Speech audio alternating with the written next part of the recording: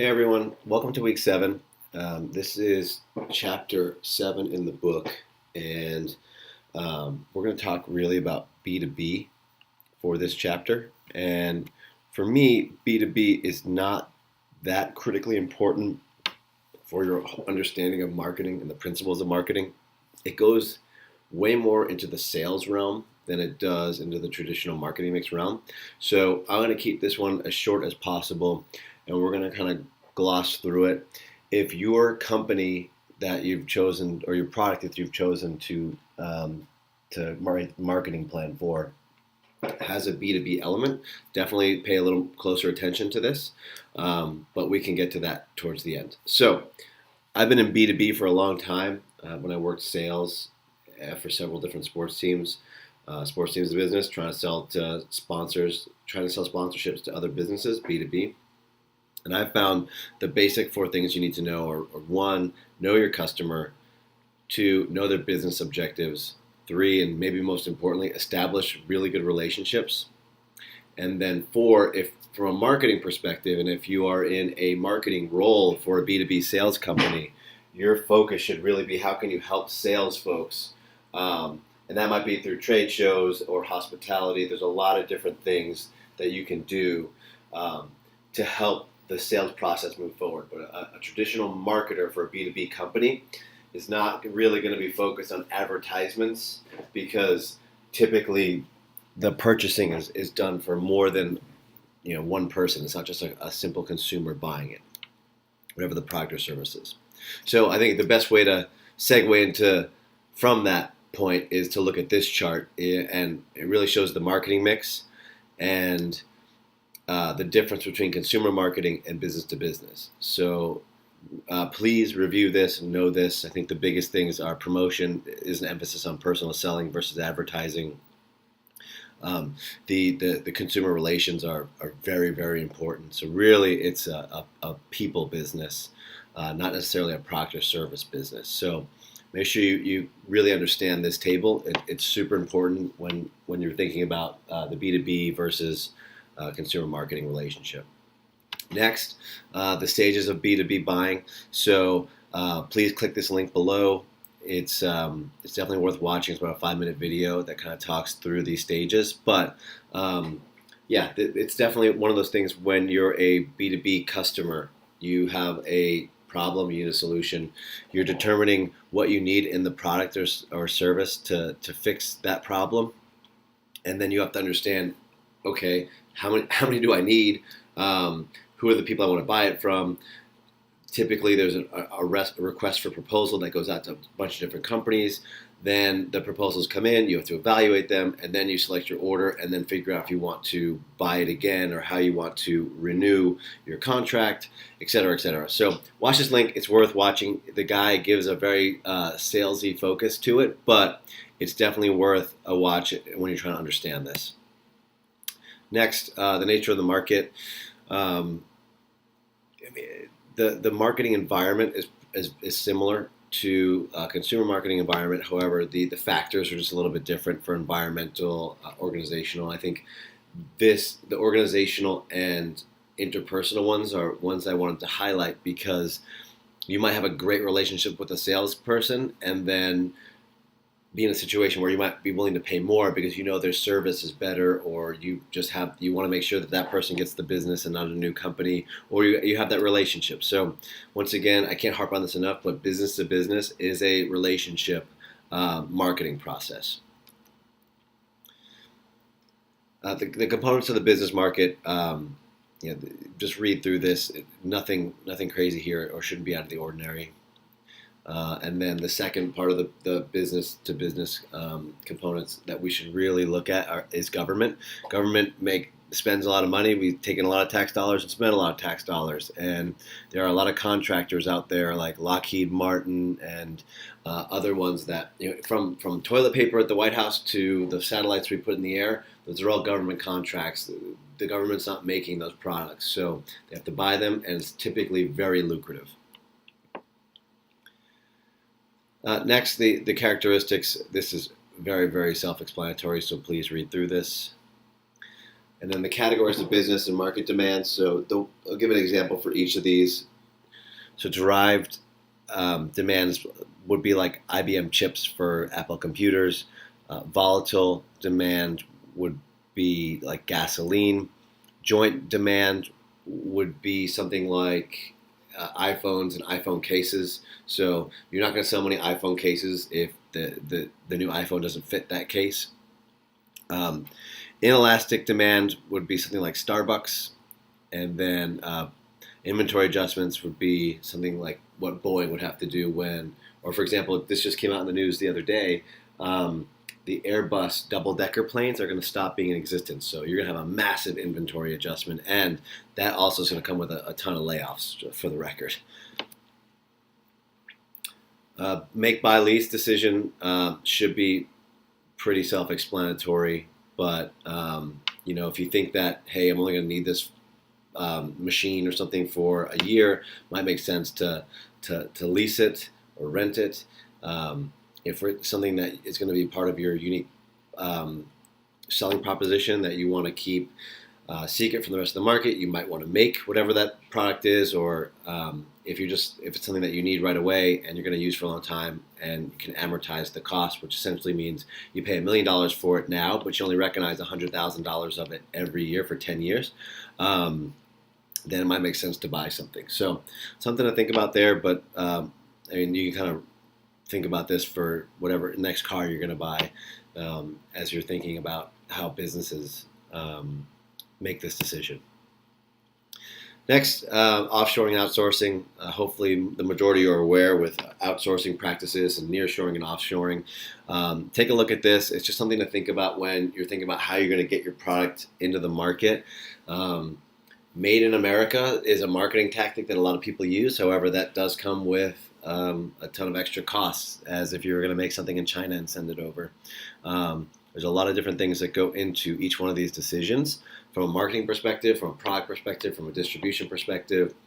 There's a lot that goes into it. So as you're deciding how you want to get your product here, or just in general for marketing, understand that these three types of offshoring, nearshoring, and outsourcing will affect your marketing mix a lot, and also your marketing environment as well, because you're going to have to deal with tariffs and things like that.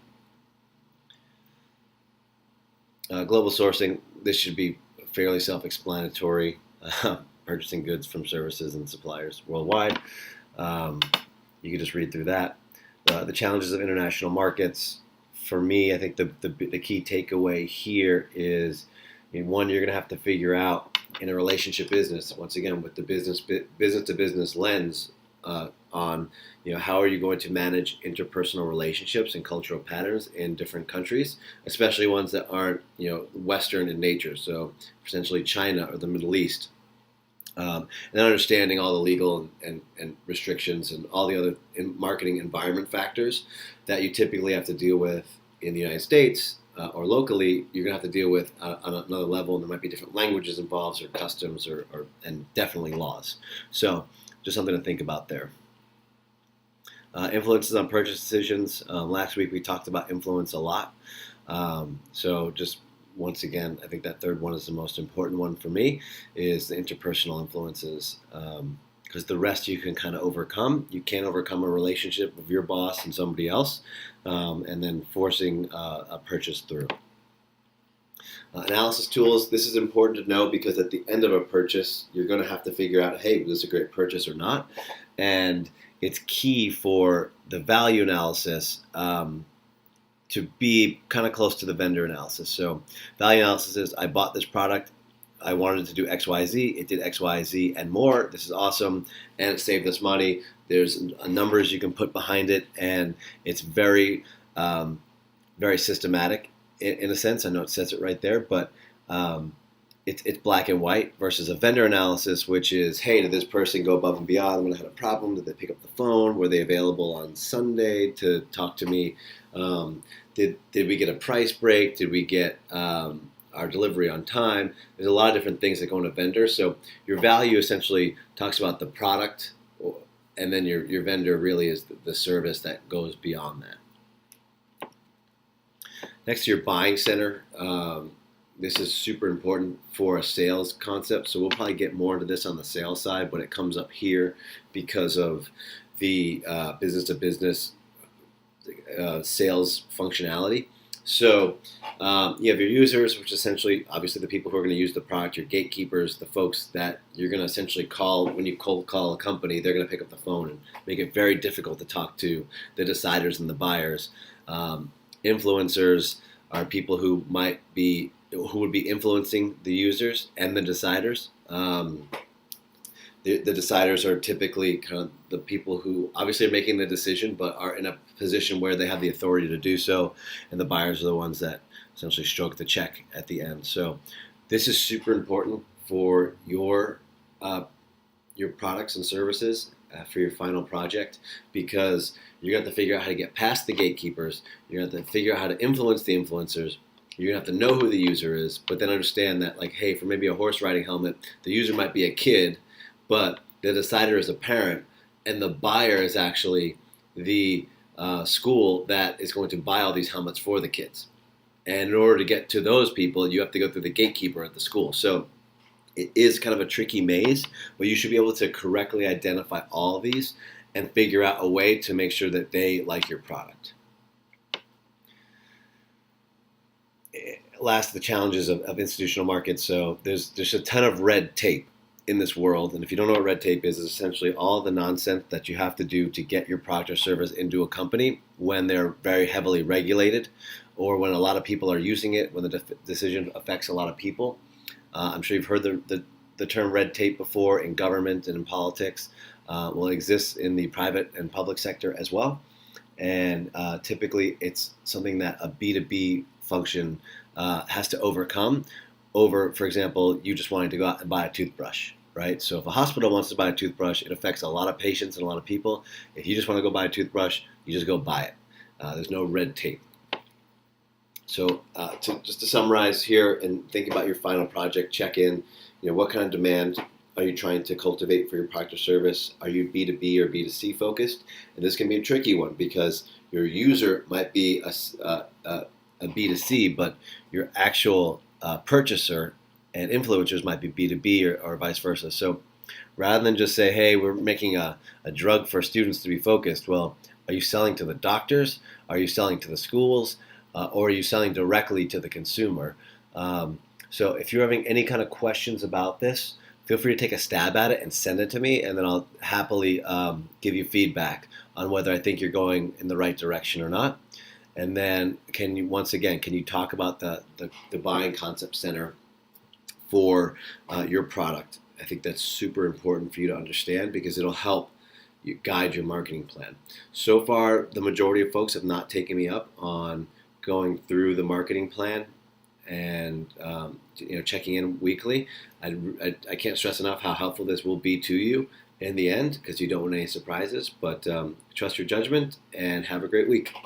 Hey everyone, welcome to part 2 of week 7, where we're really going to dive into the target market and segmenting that target market, and then based on understanding your target market, what your brand's positioning should be. This is a critically important chapter and concept to learn, because without understanding your target market specifically, you could have an amazing product or service marketed towards the wrong people, and it never gets any uptick or scale in the business world. So I'm going to breeze through this, but please note that you're going to want to pay a lot of attention specifically to the target market segmentation, psychographics, as well as how that would affect the positioning of your brand, product, or service. So just an introduction to target markets in general. The market is essentially a group of people who could potentially purchase your product. Now, that doesn't necessarily mean that they're going to, or it's in their wheelhouse, but for example, if you're selling water, your target market, or your market could technically be the entire world. Now you decide you're selling Evian water. Now you have a little niche, and your target market is people who are looking for upscale water experience versus someone who just might want to drink tap water. So your target market is the group of people within a general market that you believe is going to buy your good or service. So really important to understand that. Just because somebody might want your service doesn't necessarily mean that they're going to buy it or that you should be targeting them, because you're going to find a lot of waste in that, and there are ad dollars and marketing dollars that will go to the wrong group if we don't properly select a target market. So marketing segmentation, this essentially just segments the overall market into smaller niche groups that we can use to select our target market based on the attributes our product has, the problem we're trying to solve. But for the most part, it really just kind of combs down the data into more digestible chunks that we are then able to use to our advantage to figure out where we should put our product or who we should put our product in front of. So the 4 different types of segmenting consumer markets are geographic, which is essentially based on obviously where the people are living. So you're probably not going to want to think about selling bathing suits to people in the Alps during the wintertime. Demographic segmentation, which is probably the most common, but the most deceiving as it pertains to the segmentation groups, because it's easy to get and it's not necessarily telling of anything. So you can pick age, race, any type of demographic segmentation, but does that really tell you anything about the purchasing habits or the motivations of that group? The psychographic segmentation, which I personally like the most, but is also the most difficult to figure out, is typically the one that tries to understand why people are buying things and get reasoning behind purchase patterns. And your product-related segmentation is very much your brand loyalty or the certain experience you're trying to get out of a brand. And as marketers, we can do the easiest thing for us to affect is the product-related segmentation, because with mass marketing and advertising, we can kind of shape the consumer's mind to make sure that they fit into our segment for our product. You see the link below, a pretty good 3-minute video on demographics versus psychographics. It's something to please watch. I think it helps kind of undo the myth that demographic segmentation is the most important. So check that out, and would love to know what you think. So once again, we're gonna breeze through these because I just mentioned most of them. But the demographic segmentation is pretty much your anything you'd see in a survey type of thing, or anything that you can kind of check a box and identify with. They're pretty self-explanatory, so feel free to go through the PowerPoint and take a deeper dive into this. One thing in demographic segmentation that I thought was kind of interesting is understanding people's life cycles and the stages of that. My parents just moved to this place in Florida called The Villages. There's a link below. You can check it out. But it's essentially a active retiree community, and you have to be 55 or older to own property there. So, and they've really kind of tackled the baby boomer generation, and it's thriving because a lot of them are going into retirement and looking for warmth and things to do, are not ready to just settle down and do nothing. So check out this. It's kind of a cool way to understand the baby boomer generation and how they're being marketed to right now. But ultimately, we all know that families go through cycles. When we were kids, cereal was being marketed to us. As we got a little bit older, then it became electronics and so on and so forth. So take a closer look at this and the household. When it comes to Engel's laws, these are all very, very self-explanatory. I don't think you need to spend much time on these. It's pretty much common sense. I'm not even sure why it still is a marketing kind of law at this point. It's just common sense, but no need to spend more time on that.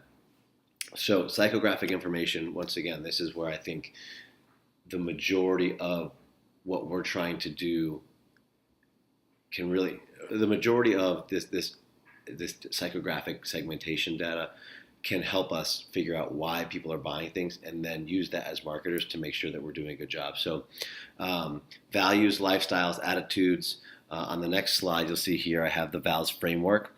AIO statements are important as well, but that's basically surveys that kind of respondents reply to with their opinions of things.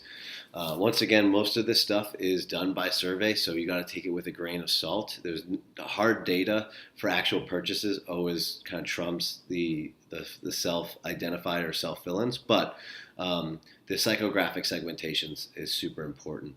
The VALS framework has primary motivations and secondary motivations. You can kind of look at this. We're not going to really go much into this. It's not very much used in basic marketing, but it's there if you want to see it, and you can read more about it in the book. I'm not going to spend much time on it because I don't think that we need to worry about it too much.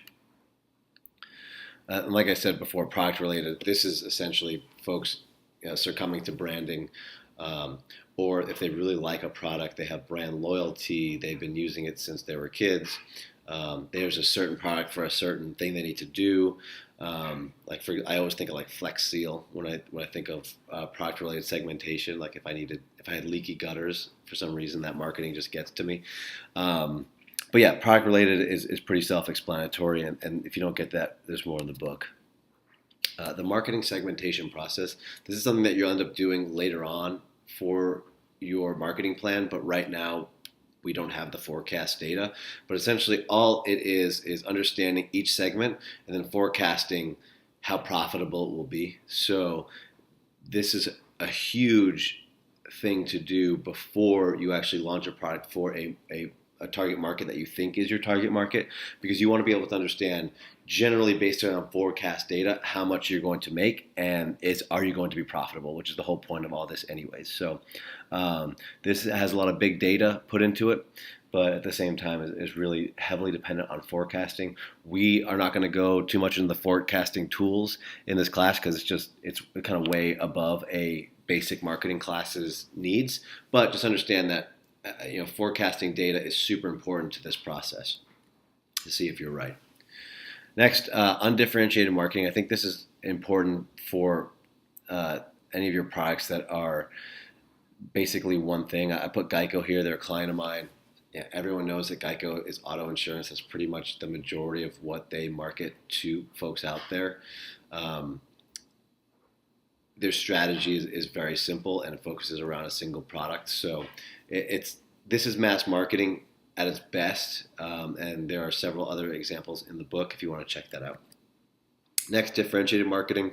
We've talked about brands and conglomerates that have so many different product lines underneath them. So differentiated marketing, I look at like Oscar Mayer, for example, that has Lunchables for kids. They have lunch meats for adults. They have bacon for breakfast, for families. There's a ton of stuff that they have to market, and they have to create a mix to help satisfy all those different types of consumers that they have there. If you drive a car, you need car insurance. Boom, there you go. If you're eating lunch, there are several different options, and they need to have different strategies to get each of those consumers in each of those family stages of lifestyle, as well as based on demographic and psychographic data.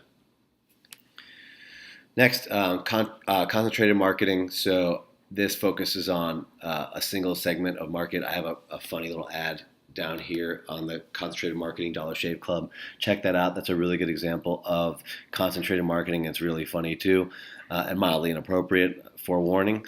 And the micro marketing, that's essentially understanding your consumer to a level that you think you will know what they're going to purchase. It's more targeted in nature. But what I find with micro marketing is a lot of people think that, that's like my baker calling me to tell me that my favorite bread is ready and I'm going to go pick it up if I want some. Or if I shop at a boutique clothing store, they're going to email me when they get something that is in my size and they think I'm going to like. But what's interesting about micro marketing is that the biggest companies in the world are using it. with the help of big data to essentially make sure that they can manipulate what you're seeing digitally um, to exactly what you might be looking for. So an example here is of Amazon. This is popped up on my screen the second I get on the Amazon homepage of things that they think I might want to click on or potentially buy. So the biggest companies in the world are using micro marketing to cut out waste and make sure that they're serving you the right ad. It's the same reason why when you go on Instagram and Facebook and all these other social platforms, that you're getting ads that are more tailored to what you like to do and what you're talking about in your everyday conversations. They're listening to you, they're watching what you do online, and then serving you ads that they think are going to be in the best interest of you, the consumer, and of the company who's advertising with them. Selecting a strategy, I think this is going to be more important as the marketing plan continues, but we're not going to spend too much time on it now. Positioning, this is probably the third big thing here that I want you to focus on. So positioning for me is very much how you see a brand. And before we go into some of these examples, I go to the next slide, which is essentially, if you look at the perceived quality versus price, this is a good example from the book. Dollar General being super low, or Neiman Marcus is super high, and then everything in between. Now, I think that since this book has been published, Macy's has probably gone down a little bit, just given all the box store troubles. But ultimately, you can kind of see here a hypothetical positioning, and you can do that with cars. You can do that with any type of brand, from Payless to Foot Locker to Johnson & Johnson. There's a ton of different ways you can look at positioning. So a couple examples from the text when it comes to positioning and the possible approaches, attributes. They gave the example of eBay, buy it, sell it, love it. Price, quality, they gave the example of Omega watches. We measure the 100th of a second that separates winning from taking part. Competitors, Walmart, save money, live better. Application, Blue Cross Blue Shield health insurance. Experience wellness everywhere. And I'm giving you taglines for all these companies. Product user, Crane's stationery. For the writer somewhere in each of us. Product class, BMW, the ultimate driving machine. So for me, positioning is much more of personality traits within a brand. And once again, we talked about this earlier, that first to market and creating a new category. So you want to be first to category, hopefully, but then also there are ways to personify a brand. So I like to look at it as awareness, differentiation, perceived quality, loyalty, distribution, personality, and then value. So what does that mean? Awareness, have people heard of you? Differentiation, are you unique? Perceived quality, are you good? Loyalty, do you have old friends? Distribution, can we find you? Personality, are you fun? Value, are you worth it? So that's going to be in the homework, and if you have any questions on that, please hit me up. If not, your marketing plan check-in. So I really want you to focus this week on who is your target market and understanding each segmentation and trying to break that out for your product or service. What will your marketing segmentation plan be? What will be the process? Focus on that a little bit, which is not going to get too far into the forecasting or anything like that, but just you need to understand what you would do in this situation. And lastly, and I think very important to the actual marketing plan, is what is your product's positioning? So hopefully you can work on those this week and kind of multitask your homework with this marketing plan. So this way it's not too bad. We have the midterm next week, so be prepared for that. And if you have any questions, as always, feel free to reach out. Thanks.